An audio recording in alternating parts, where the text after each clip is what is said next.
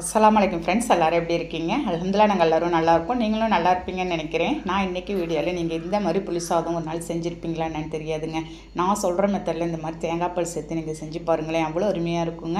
இங்கே ஒரு நாள் வச்சு சாப்பிட்டாலும் இந்த சாப்பாடு அவ்வளோ சூப்பராக இருக்கும். நம்ம ட்ராவல் பண்ணும்போது கூட நீங்கள் வந்து எடுத்துகிட்டு போகலாங்க. இப்போ வாங்க அதை எப்படி செய்யலான்னு பார்க்கலாம்.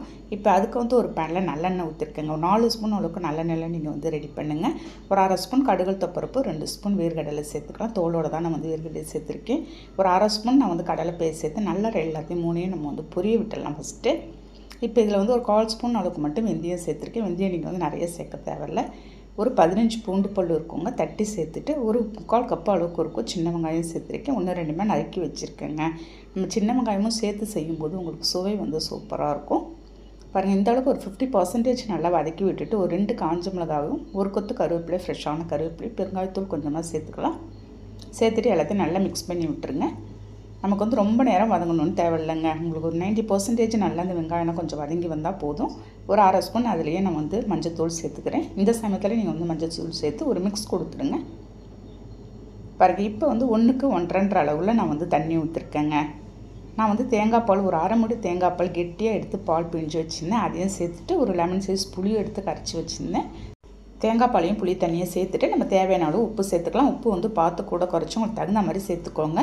நான் வந்து ஒரு 2 பேர் சாப்பிட்ற அளவுக்கு தாங்க இந்த குவான்டிட்டி சொல்லிகிட்டு இருக்கேன். ஒரு 1/2 மூடி கெட்டியான பாலாக எடுத்து நீங்கள் வந்து ஊற்றிக்கணும். அப்போ தான் டேஸ்ட்டு நமக்கு வந்து நல்லாயிருக்கும். 2வது வர பாலெல்லாம் நீங்கள் வந்து ஊற்ற தேவையில்லைங்க.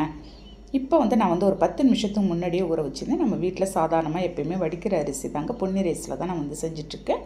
ஊற வச்சுருந்தா ரைஸ் எடுத்து நம்ம அதோட சேர்த்து ஒரு மிக்ஸ் கொடுத்துருங்க.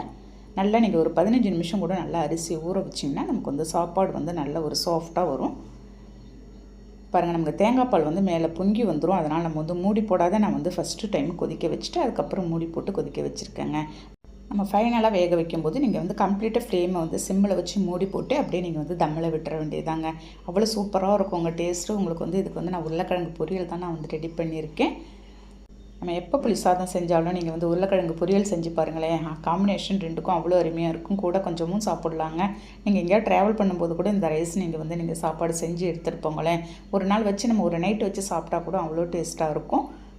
பாருங்கள், இப்போ வந்து நம்ம ஓப்பன் பண்ணி பார்க்கலாம். கரெக்டாக நான் வந்து தம்மில் விட்டு ஒரு 5 நிமிஷம் கழிச்சு தாங்க பார்த்துறேன். சரியான கன்சிஸ்டன்சியில் நம்ம தண்ணி ஊற்றுனதும் கரெக்டாக வந்திருக்கு. நம்ம சேனலில் ஏற்கனவே நான் வந்து கோயில் புளியோதரை, வேறு டிஃப்ரெண்ட் டைப்பில் நிறைய புளியோதரை வெரைட்டிலாம் நான் வந்து நம்ம சேனலில் ஏற்கனவே நான் வந்து அப்லோட் பண்ணியிருக்கேங்க. இந்த தேங்காய் பால் சேர்த்த புளி சாதமும் அவ்வளோ சூப்பரான டேஸ்ட்டில் இருக்கும், சொல்லவே தேவையில்லை. அவ்வளோதான், மிக்ஸ் பண்ணி நான் வந்து அப்படியே மூடி வச்சுட்டேங்க. நீங்கள் சூடாக எடுத்து இன்றைக்கி ஒரு லஞ்ச் பாக்ஸ் கூட நீங்கள் வந்து இதை கொடுத்து அனுப்பலாம். இன்றைக்கி லஞ்சுக்கு நான் வந்து சிம்பிளாக ஒரு உருளைக்கிழங்கு பொரியலோடு நான் வந்து இன்றைக்கி புளி சாதம் செஞ்சு ரெடி பண்ணியிருக்கேங்க. சூடாக எப்படி எடுத்துக்குன்னு சாப்பிட்டு பார்க்கலாமா? அவ்வளோதாங்க. எந்த ஒரு லஞ்சாக இருந்தாலும் நம்ம வந்து சூடாக சாப்பிடும்போது டேஸ்ட்டாக தானே இருக்கும். 2க்கும் அல்டிமேட் டேஸ்ட்டில் இருக்குது. கண்டிப்பாக இந்த வீடியோ உங்களுக்கு வந்து பிடிச்சிருக்கும்னு நினைக்கிறேன். பிடிச்சிருந்தா ஒரு லைக் பண்ணிவிட்டு ஷேர் பண்ணுங்கள். நீங்களும் ட்ரை பண்ணி பாருங்கள் ஃப்ரெண்ட்ஸ். நாளைக்கு பார்க்கலாம். பை.